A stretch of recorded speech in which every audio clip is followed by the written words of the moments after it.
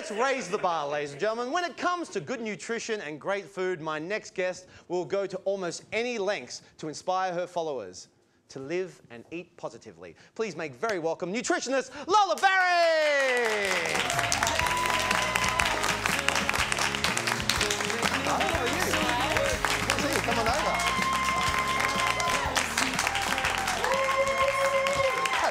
Hello. Lola, thank you so much for joining us. Thank you for having me. Now, it's been a tough day for you.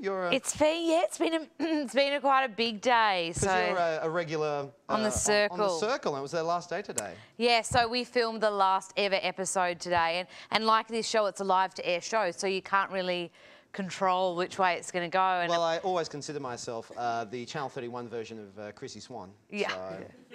She's amazing. She really is amazing. She's amazing. Yes. Now, how did you get into nutrition as your whole life? What inspired you? It's really funny. I was a DJ. I was so unhealthy, and I was DJing and partying and eating bad food. And literally one day I was like, I'm going to go on a summertime detox. Went on this summertime detox, and I was like, wow, blueberries can cross the blood-brain barrier. I was like, broccoli can work on sulfation pathways in our livers, like full food nerd. And my friend's like, if you don't start studying this, I'm like defriending you. And that's before Facebook, so she was like legit. What? She was actually going to defriend you. She was legit. That involves like taking numbers out and not talking to you as opposed to going click. And all I knew was, I was like I'm not that academic, so I was like, I don't want to help one person at a time. And I was like, whatever I do, I want to inspire people on quite a large scale. Yeah.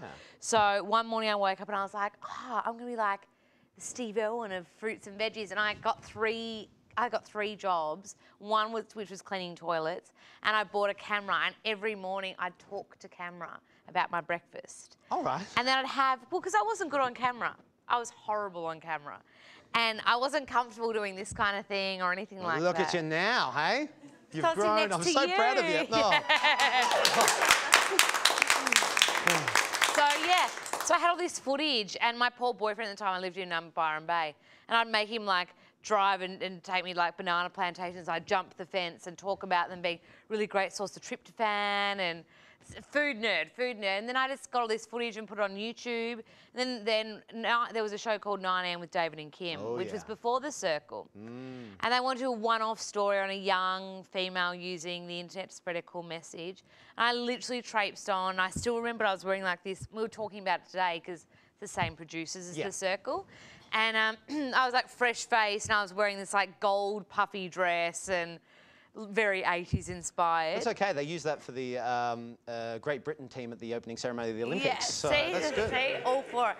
Yeah, and they, you know, and as soon as they called cut, they're like, when can we have you back? Great. So I was really lucky, and I've been lucky enough to film, you know, in New York, LA, Hawaii, London, and do stuff for The Circle and Channel 10 and The Project, all those kind of things. And that's the stuff I wanted to talk about, is that you know, the lengths you go to get your message across is amazing. Like, tell me what you did. You weren't just in New York. You went to the extreme to get your message across. What some of the things that you did in New York? Well, I'm a food nerd. Obviously, you can gather that. Yeah, well, that's a weird thing, because I'm a nerd, okay, and like in movies, and that's not a laughing point.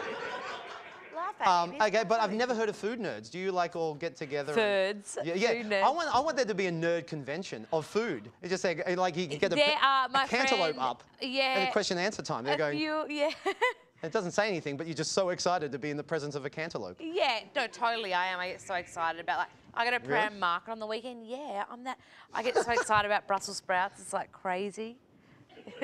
Brussels sprouts and sardines, like my favourite thing. That's kind of seriously. Hot. So in New York, what are some of the weird, crazy things that you did over there? So one of the most like grounding moments of my career, apart from today,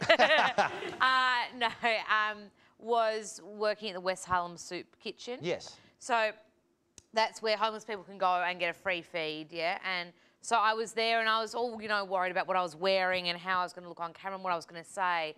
And I really looked into the soup kitchen. I looked at what they were doing for people, and it was very humbling. And then I interviewed this guy, John, and they said, go interview John. He's been coming for the last 13 years. He'll be good talent for you and all that kind of jazz. Anyway, and I quickly interviewed John. I said, what do you love about West Harlem? What do you love about the soup kitchen? And he goes, they go all out on Thanksgiving and put tablecloths on the table, and I was like, far out, like, you know.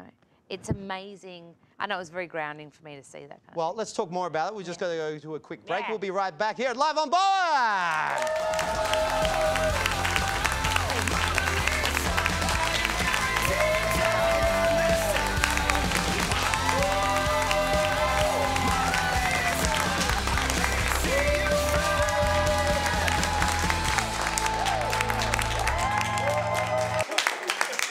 And that's what nerds do with their free time. Welcome back to Live on Bowen. We're joined by the gorgeous Lola Berry right here. Now, in New York, you discovered something called freegan. Yes. Now, what is freegan? So freegans, so it sounds a bit like vegans, but Yeah. basically they don't pay for food. So they'll eat things out of dumpsters, they'll do food swaps, clothes swaps.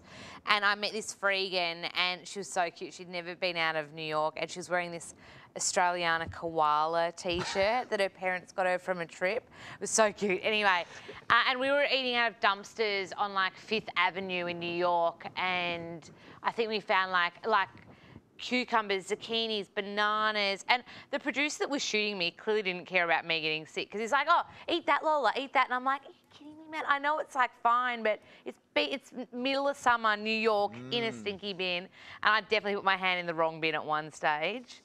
Pretended I didn't. Yeah, I put my hand in the wrong bin many times. Yeah. But Now, when you're in New York and you're fighting, do you actually have to go up, because it's legendary in New York, like the massive size of the rats in New York. Did you ever actually have like, maybe I've watched too much Teenage Mutant Ninja Turtles. have you been to New York? No, I really want to go to New York. You have to go. Everyone has to go to New York. I want to ride one of the rats that they have at New York. Isn't that one of the things they do? Do you know rats one are so thing big. that I haven't seen any rats in New York, but one thing that my producer made me do, can't believe I'm admitting this, is there's a mechanical bull in New York, and there's this place called Johnny Utah's, and we shot there because we shot a Mexican scene there. And then he's like, Lola, you have to ride the bull. And I'm like, there's no way. It's this mechanical bull that eventually throws you off. Well, a few shots later, and I was riding the bull. See, yeah. See, I learned the hard way when Embarrassing. someone got me drunk and said, want to ride the bull.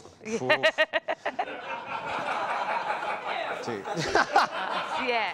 Now, so you know, you live healthy, you eat healthy, you want to encourage people to do that. You've mastered the social media. You know, you love Twitter, on the love tweeties? Facebook. You're on Facebook? Yeah, love tweeting. Instagram's my new addiction as well. Yeah, and you're getting Yummo Lola Berry. Everyone look out for me. Yes, okay, right there. And also, you're promoting your new book. Yes. Which comes out when? Tell us about it. 1st of September, yeah, the new little baby. So it's actually my second book, and I'm dyslexic, so if I can write books being dyslexic, you can do anything you want to do. But yeah, this is called the 2020 diet. So I lost 20 kilos in 20 weeks. So that's the whole story about it. It's how to do it if you do want to lose weight. If you just want to get healthy, it's how to do it. But it's based on that caveman-esque style of eating. So we were talking in the break about the Paleolithic eating. And it's like you kind of eat like a caveman. So as much meat, veggies, fruit, nuts, seeds, you know, when you want to sweeten, use things like maple syrup or honey, you know. It's like the real McCoy, it's just nothing that comes from packets. It's just like real, whole, nutritious food. And for me, food does two things. One, it's there to nourish you. And the second thing is it's just there to share with the people you love. So that book's got all the recipes in it. It's got an eating plan in it as well. And it's going to be on the shelves nationwide as of the 1st of September. So check it out and go to Lola Berry's website, lolaberry.com. Yes, ladies and gentlemen, please. Thank you so much for joining us. Lola Berry right here. Thank you. Check it out. Now, as you know, every week you may be sitting back at home and you think to yourself, how on earth can I get my hands on some red hot tickets to be at Live on Bowen? And we do this plug every week, so check it out right now. If you'd like to be part of the Live on Bowen studio audience, all you have to do is head to our website, liveonbowen.com, or email us, audience@liveonbowen.com. We'd love to have you along, so book your seats now and we'll see you in the studio.